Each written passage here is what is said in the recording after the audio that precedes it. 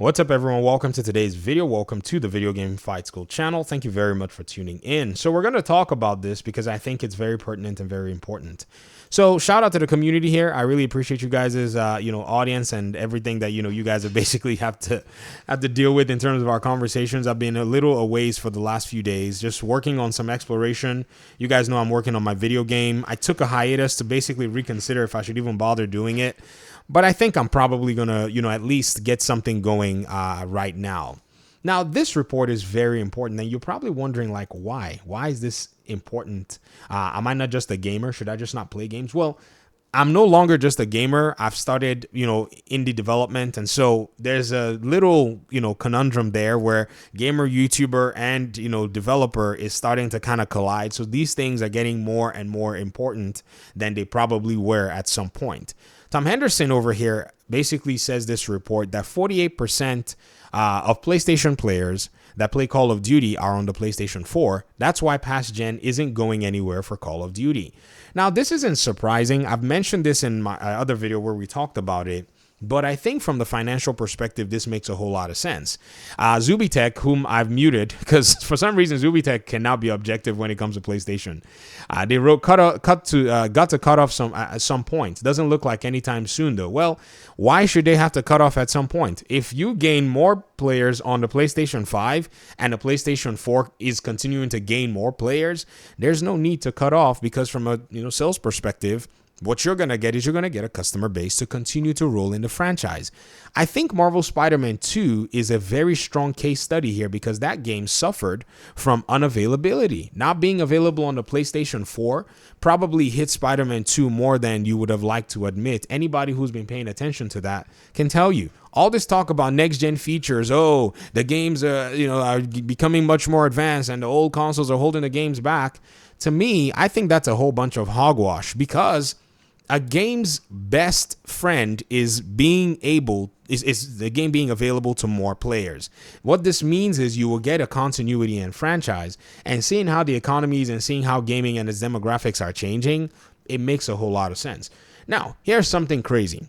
Right now, I'm, basically deciding that I'm going to work on a small vertical slice on, for a video game, in a sense. And believe you me, I want to actually make that game in a way that it can possibly run on a PlayStation 4 hardware or an Xbox, One hardware.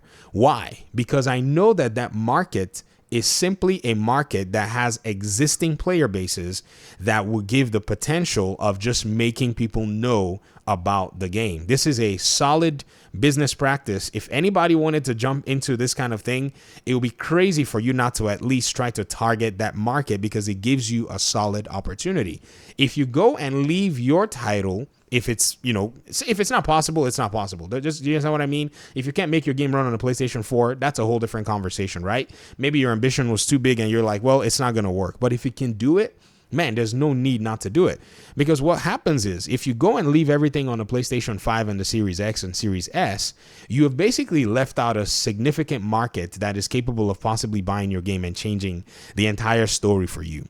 Let's do a very clear example to be able to go ahead and analyze how this is, in my opinion, or this can favor whomever or whoever, whichever developer goes ahead and does it. The case study here for us is Hogwarts Legacy. Now, if we look very carefully at Hogwarts Legacy, we're going to see something pretty interesting in terms of the sales. Hogwarts Legacy launched in February of 2023 after getting multiple delays, by the way, and to the point where the developer said, we're going to have to delay that PlayStation 4 and Xbox One version and also further delay the Switch versions.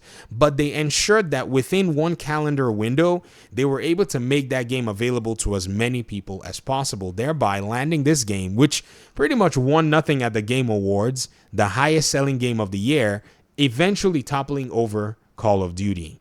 I think the strongest thing that worked for, Call of Duty past the name Harry Potter was, I said Call of Duty. The strongest thing that worked, in the favor of Hogwarts Legacy past the name of Harry Potter was definitely the availability. People could buy it almost anywhere that they were playing their games, from last generation to this generation to PC, even to the Nintendo Switch.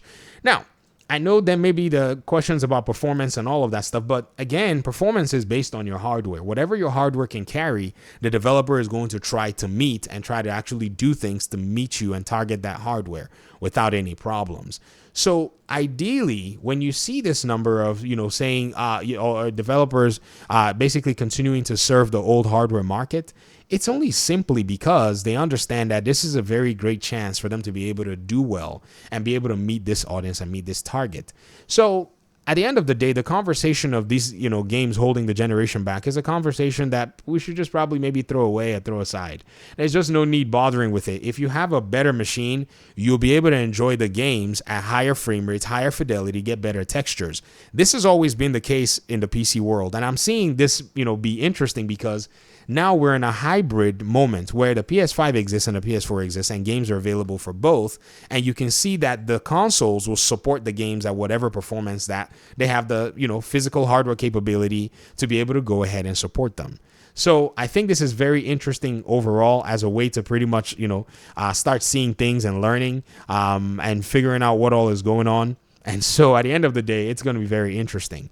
Something else that I wanted to say is if GTA 6 is not going to meet a PS4 and an Xbox One target, it's going to be a very challenging move for that game compared to GTA 5. Now, I say challenging in context of Rockstar. Okay, listen to me. Challenging in context of Rockstar. If Rockstar's suffering could be for every gaming company, they'd take it, because Rockstar's suffering is like 10 million copies. That's Rockstar suffering. No, actually, sorry.